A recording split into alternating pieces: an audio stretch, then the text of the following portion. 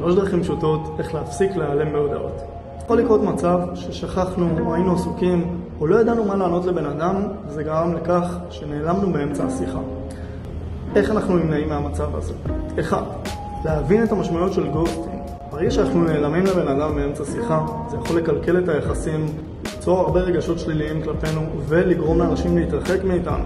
כשנבין את המשמעויות האלה זה יגביר לנו את המוטיבציה ואת הנכונות לתת מענה. 2. לעשות תיאום ציפיות עם הבן אדם. אם אנחנו יודעים שאנחנו לא זמינים, אפשר לתקשר את זה ולהגיד משהו בסגנון אני נמצא בטיול הסופש, אני אהיה זמין ביום שני, או מתאים לך שנדבר מחר, אני פחות זמין כרגע. 3. לסיים את השיחה בצורה מכבדת ולשחרר מהבן אדם, אפשר להגיד משהו בסגנון פחות מתאים לי, תודה על ההזמנה בכל זאת.